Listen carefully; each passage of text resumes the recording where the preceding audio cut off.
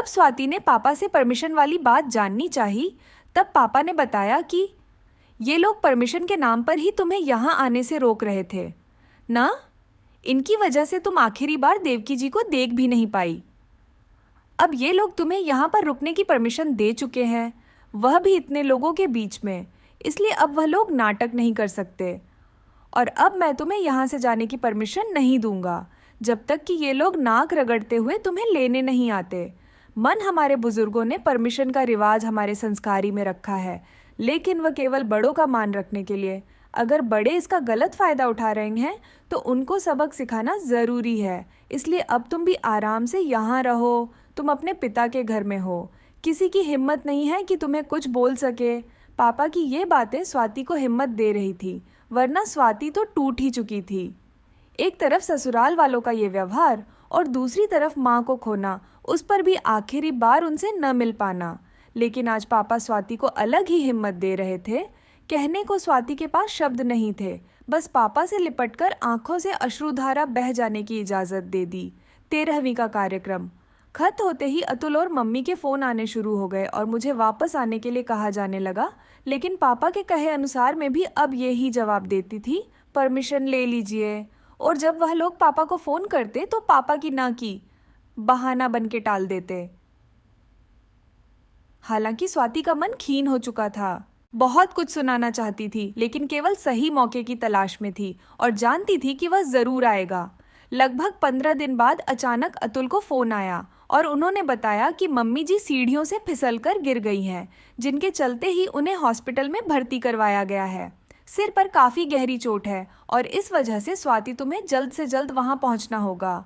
बस फिर क्या था, मैंने भी उस दिन वही राग अलापना शुरू कर दिया कि पहले पापा से परमिशन ले लीजिए, फिर मैं आऊँगी।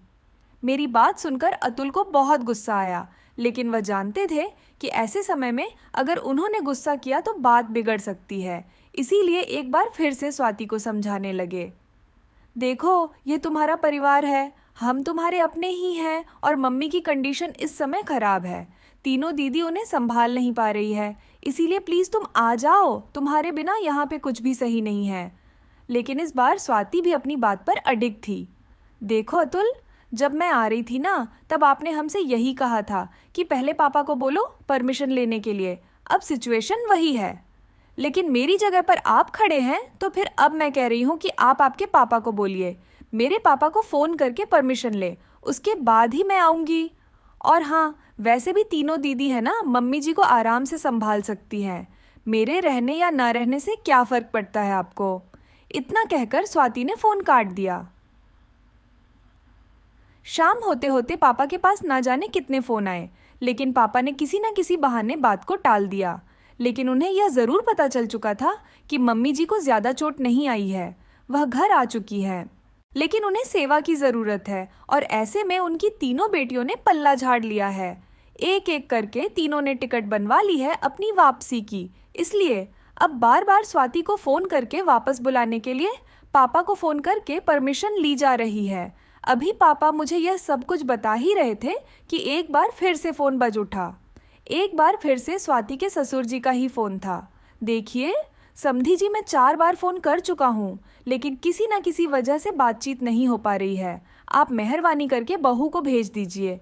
समधी जी, जब मेरी पत्नी देव की ज़िंदगी और मौत के बीच में झूल रही थी, उस समय मेरी बेटी स्वाति ने भी मायके आने के लिए समधन जी से पूछा था, लेकिन तब आपने ही उसे कहा था ना कि फ़िलहाल हम परमिशन नहीं दे रहे हैं। तो फिर बस समधी जी, हम अब परमिशन नहीं दे रहे हैं। समधन जी तो केवल सीढ़ियों से गिरी है, बीमार है और उम्मीद है कि जल्दी ठीक भी हो जाएंगी। लेकिन यहाँ पर देवकी जी आखिरी सांसें गिन रही थी। ऐसे समय में भी आपने एक बेटी को उसकी माँ से मिलने के लिए बहुत तड़पाया और इस वजह से वह अपनी माँ से आखिरी बार मिल नहीं पाई। तो फिर अब किस मुंह से आप यह उम्मीद रखते हैं कि आपको ज़रूरत पड़ने पर हम परमिशन दे देंगे? क्या बेटी केवल आपके यहाँ पर काम करने के लिए, अपनी जिम्मेदारी निभाने के लिए ही ब्याही गई है? उसकी कोई अपनी ज़िंदगी नहीं है, उसकी अपनी कोई सोच को पहचान, कोई इच्छा नहीं है। यहाँ तक कि उसे अपनी मरती हुई माँ से मिलने के लिए भी आप लोगों से परमिशन मांगनी पड़ रही है। माफ़ कीजिएगा, लेकिन अगर इतनी छोटी सोच आप रखते हैं तो फिर हमें यह रिश्ता तोड़ने में भी कोई ऐतराज़ नहीं है। लेकिन हाँ, आपकी वजह से मेरी बेटी अपनी माँ से आखिरी बार मिल नहीं पाई। सिर्फ आपकी वजह से भगवान ना करें कि कल को आपको भी ऐसा ही दिन देखने को मिले। इतना कहकर पापा ने फोन रख दिया। बस उसके बाद से ही अतुल लगातार फोन किए जा रहे हैं, स्वाति को मनाने के लिए मैसेज भी कर रहे हैं। लेकिन स्वाति सोच रही थी कि सच कहूँ, जिस इंसान की वजह से स्वाति अपनी माँ से अंतिम बार मिल नहीं पाई, मैं उन्हें कभी माफ नहीं कर सकती। कभी नहीं तो दोस्तों, आशा करती हूँ ये कहानी आप लोगों को अच्छी लगी हो तो प्लीज़ वीडियो को लाइक शेयर और सब्सक्राइब कर दीजिएगा। धन्यवाद।